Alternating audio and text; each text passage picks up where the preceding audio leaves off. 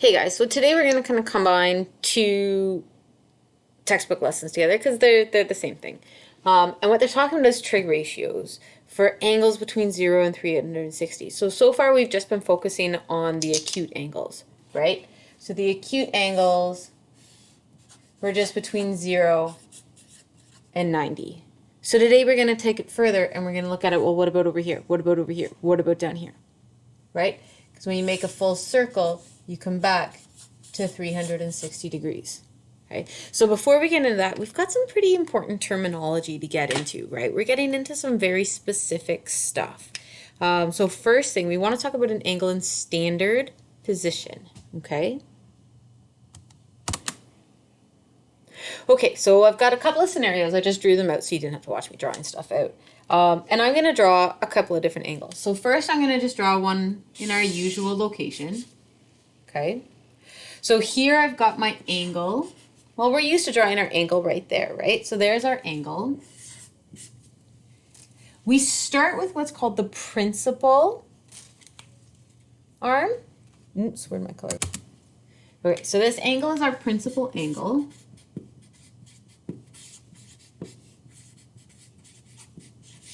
It starts on the initial arm, which is our x-axis. Initial arm is always our x-axis. We're talking about standard position, okay? And so the angle starts here and it rotates up in this direction, so that's counterclockwise. So angle rotates counterclockwise, which is that way around, right? And it ends on what's called the terminal arm.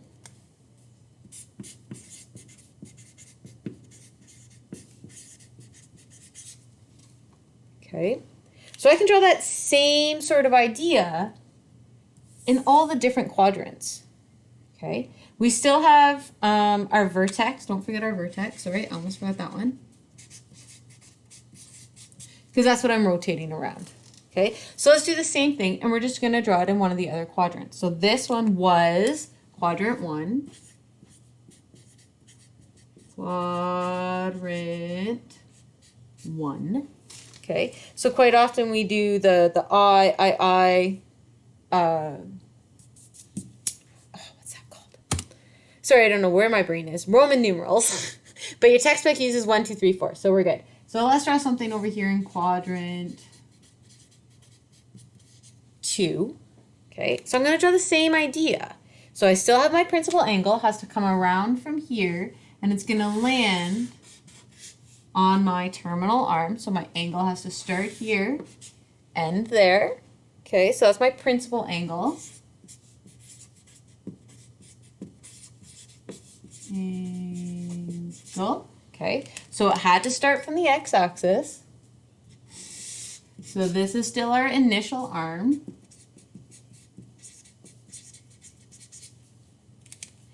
It's landing on the terminal arm. Okay, and notice how it's not an acute angle anymore. It's now an obtuse angle, right? But that's okay. It's still rotated around. I keep forgetting about the vertex. Okay, so the vertex is my 0, 0. That's my origin. Okay, and notice how if I were to redraw a new triangle here, I now have my nice little acute angle. So our textbook uses beta in here, and that's my related acute angle. Okay, so that means, remember, everything in a straight line adds up to 180. So 180 is our principal angle plus our related acute angle. Okay, here I'll color code that for you too. Okay, so now let's just do the same thing again for quadrant 3 and quadrant 4. We want to make sure we see where these things are because this is very important. This is like our foundation for this stuff. Okay, so if the angle's over here in quadrant 3, let's see, there's my vertex. So I've started from here, I'm going to rotate around, and I'm going to land down here. So there's my terminal arm. because that's where I'm landing. Terminal arm, okay?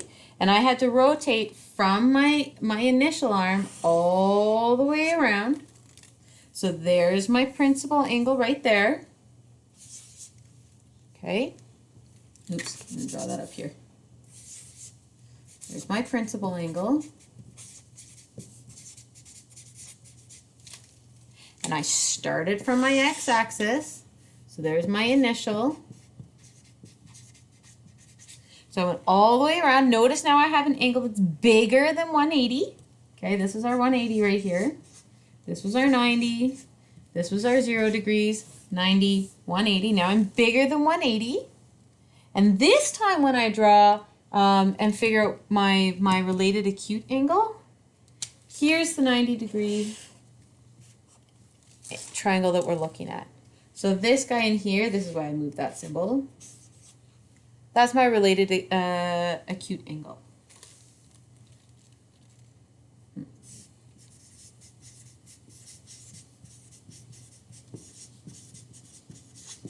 And you must draw it there. Must draw it there. Okay? Not here. Here. So let's do quadrant 4. Drop it. Good. Okay, so nice and quick. So again, we start from our initial arm. Initial arm. We're going to go around and around and around and around. Land here. So there's my terminal arm. That whole great big giant angle is my principal angle. Notice that it is now bigger than this is 270 degrees. So that was my 180, that was my 90, this one was my 0. So it's now in between 270, and if I kept going all the way, that would be 360 degrees. So it's in between 270 and 360. 270 degrees is less than theta is less than not 270, less than 360 degrees in quadrant 4, okay? And then our related acute angle is this one. So it's as if we draw a right angle triangle there, and there's my related acute angle. Related acute. So to find this one, we would generally take 360 minus the principal angle. Would be 360 minus my original. Oops, sorry. To find it in quadrant 3, you would take the big angle and minus off the 180. So principal angle minus 180 degrees.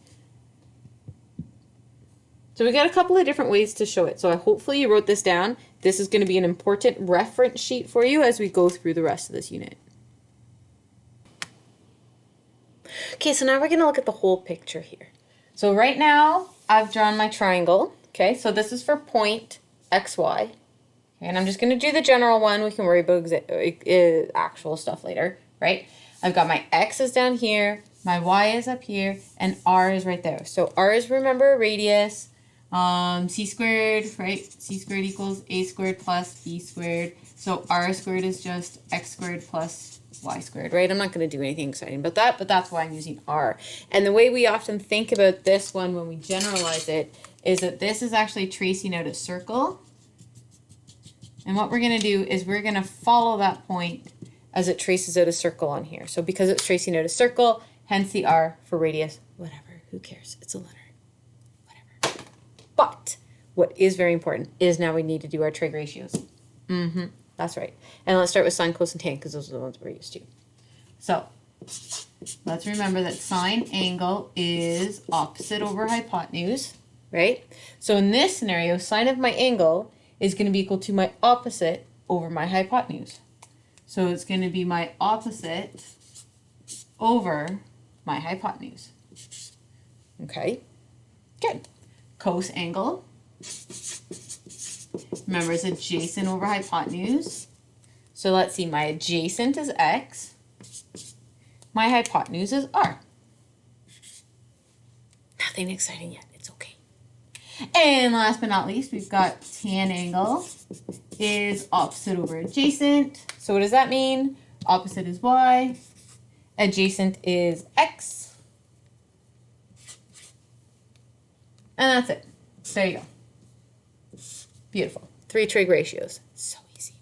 Okay, sure. Now let's follow this point around. Doot, doot, doot, doot, doot, doot, doot, doot, doot, and let's plop it down over here. Same x value, only, yeah, this is totally not to scale here. Only now it's negative, because this is my negative x-axis, right? So now I'm going to have a negative x on this side. My y value, I'm drawing it across at the same height. So my y value is still here. And so here's my new triangle.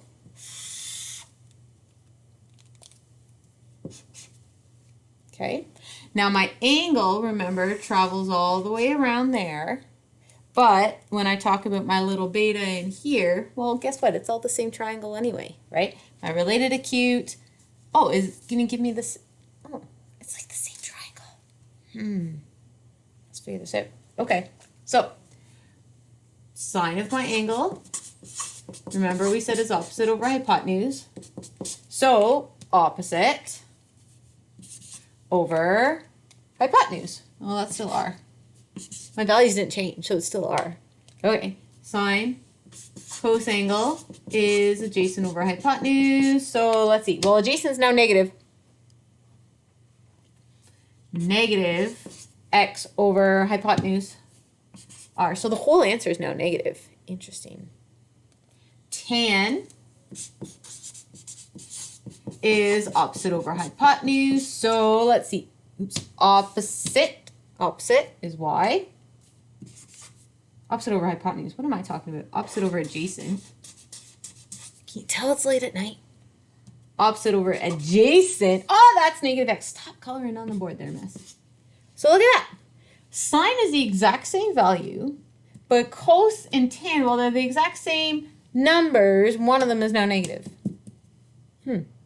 Interesting. Okay, let's take a peek down here. So I'm going to take my dot and I'm going to do down here. So that means I have my negative x. Now I've got a negative y because I'm now down, right? So my terminal arm is now here. There's my r. Now I have a negative y coming down. Negative x is there. Let's do our sine, cos, and tan. So sine angle is going to be still opposite over hypotenuse. So let's see, opposite is negative y over hypotenuse, which is positive r. Negative y over r. Cos angle is adjacent over hypotenuse. So let's see how that turns out. Adjacent is negative x. Hypotenuse is r. Oh my goodness, did I not put my angle in there? Sorry. Little beta. Tan angle is opposite over adjacent. Haha, got it right that time. Negative y over negative x. Oh, look, my negatives cancel out. Oh, cool. So it's back to positive. Y over x. So look at that. Now that I'm in a new quadrant, I still have all the same fractions, only now sine and cos are the ones that are negative, and it's tan that's now positive. That's an equal sign, by the way. Equals. Oh boy, what a mess. I'll fix that. Hang on. Okay, we're almost done. We got one more quadrant to get into. So far we've done quadrant 1. We did quadrant 2, right? Quadrant 2. Then we came down into quadrant 3. Now let's finish it off in quadrant 4. And let's see what happens. So our point, we started off over here, we're positive, positive, and then we have a negative x, and then we have a negative x, negative y. Now keep going, doot, doot, doot. Now we're all the way over here. So So now that I'm over here, I have a positive x, still have a negative y. So let's draw this all out here. Let's see, terminal arm comes here. There's my r. There's my y, but it's negative. And notice how it kind of looks like a butterfly, eh? This is why these related acute angles are in here and are in here. Because this is the way we draw our triangle. Don't change it. Okay, it's a bow tie. Bow tie. Good. Let's finish it up. All right. Sine angle is opposite over hypotenuse, which is opposite over hypotenuse, so negative y over r. So that means sine is negative down here. Cos angle, adjacent over hypotenuse, so that is adjacent is positive x over hypotenuse, which is r, so cosine is now my positive trig ratio. And last but not least, we have tan angle, which is opposite over adjacent, which is who's opposite? Negative y over positive x.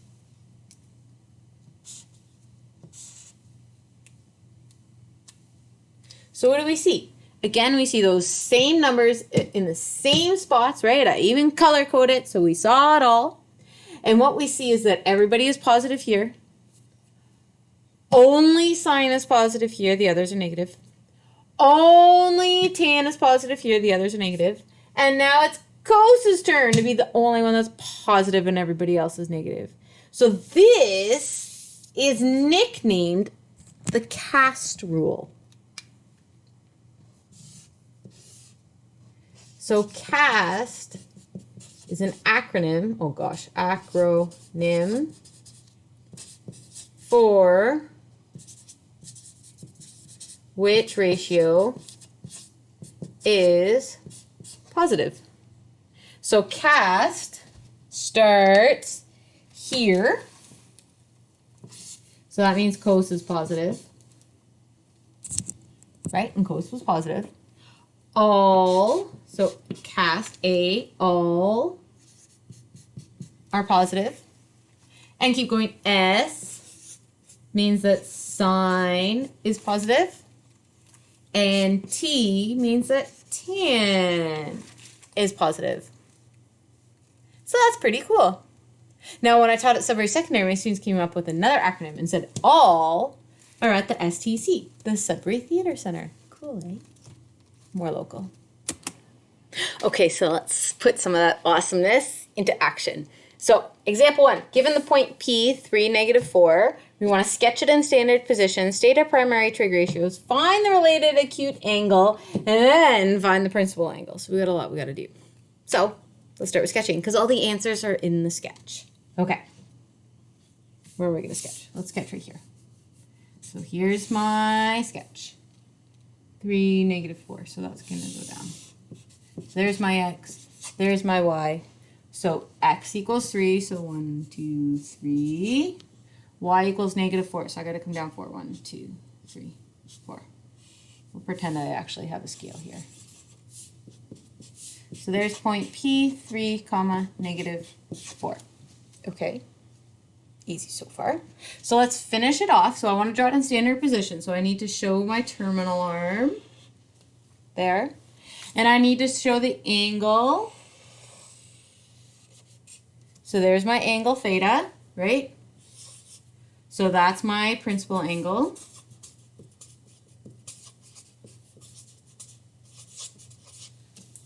Right, this is my initial arm here. So I had to start from 0, work my way around. So I can now see that this is an angle that's landing in the 4th quadrant, right? Quadrant 4, 4th quadrant. And I can automatically see that this is an angle that's going to be between 270 and 360. Okay, so I can kind of deduce that from my picture. To state all my trig ratios and stuff, well, don't I kind of need like a triangle or something for that? Yeah. So remember, our triangle has to connect with the x-axis here. So there's my x, there's my y. So it's a negative y, so y is negative 4, my x is 3, and my r value over here, well, we're going to have to figure that out. Okay, so I have to find r. I'm going to do that using Pythagoras. Good old Pythagoras, c squared equals a squared plus b squared. So my r squared is going to be equal to 3 squared plus negative 4 squared. So r squared is equal to 9 plus 16. R squared is 25. What's the square root of 20? Oh, goodness. What's the square root of 25? Oh, it's 5! Don't you love the 3, 4, 5 triangle? Works out so nice. Right, we had to square root it. Okay, so now that we know that, we can totally do all of our trig ratios. So, let's do our trig ratios.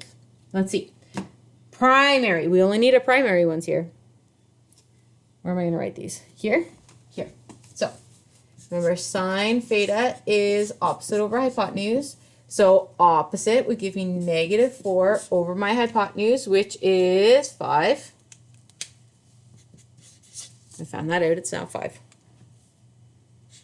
That's an equals. So, it's negative 4 over 5. Cos angle is adjacent over hypotenuse. So, that would be what's adjacent? 3 over hypotenuse, which is 5. And sine, cos, and tan angle is opposite over adjacent. So in this case, it is negative 4 over 3. So not so bad. Okay. We want to figure out our related acute angle. So remember, our related acute angle is this little guy in here. So that's fine. Let's pick the positive one. So this is part C. So I'm going to use cos theta is 3 over 5. Oops. Well, oh, I guess I didn't need to do that. Well, that's going to give me my same answer as cos theta is 3 over 5. So let's see. Cos inverse of 3 over 5. Calculator. What does that give me? Okay, so what does that give me? 53.1 degrees. Okay, now let's back up a little bit. Didn't I just make a mistake? What happened? Well, let's figure this out here. Okay, let's clear that. So if I type in cos of 53.1, right? Well, I get 0.6. Okay, I rounded. If I typed in, let's see, well, what's this big angle? Well, I need my principal angle, so let's figure that out. 360 minus 53.1. Okay, so we've got 306.9 degrees. So there's my acute angle. So that, or my principal angle, sorry. So that's number D.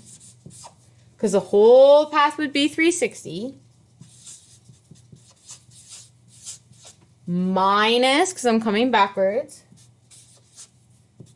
So 360 degrees minus 53.1 degrees. Well, what did that give me? 306.9. Okay. Well, if we typed that in, so if I said cos of 306.9, oops, forgot my decimal, 306.9, hey, I get the same answer! So notice how it is the same answer. Now, if I were to type in the negative, so let me type in this one up here, or maybe tan. I'll keep it on the same screen. Okay. Well, what would have happened if I had done tan? So what if I typed in angle equals tan inverse of negative 4/3, right? Because theta is negative. Well, what do I get? Well, let's see. Second tan, don't forget your negative. Make sure you use your negative button, not your minus button, or your calculator will get mad at you. Okay. 4 divided by 3, I get a negative 53.1. Interesting. Well, that's not what that is. So negative angles are when they go backwards. So that negative 53 degrees is actually not telling me my real angle. that I want, the positive version, it's giving me the negative version because it's coming backwards. So negative 53, well, that's my little acute one, versus my positive 306 degrees. They both land on the same terminal arm. So we do have to be able to understand what our calculators are telling us, and that's the whole purpose of some of this. Not all of it, but some of it. Okay, I know it's been a long lesson, but let's just go a little bit further, okay? What we want to do here is we want to use a sketch. We want to figure out the value of the related acute angle. So I'm giving you the big angle. I want the little one, okay? I want to know what the sign of the ratio is. So is my answer going to be a positive or a negative one? So this is where cast is going to come into play. And then I want you to state the actual ratio because there's something secret in these angles that we're going to figure out. Okay, so let's look at cos 315 first. Okay.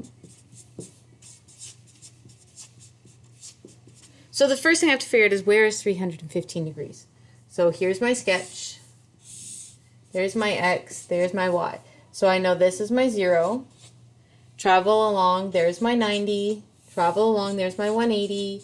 Travel along, there's my 270. Travel along, and I'm back up to 360. Well, 315 lands somewhere between 270 and 360. So that means my terminal arm has to land somewhere here. So I'm just going to draw it in the middle. Okay. So I know it's 315 degrees up to there. So to figure out my related acute angle beta, well, that's just this guy in here, right? So we know that the full circle is 360.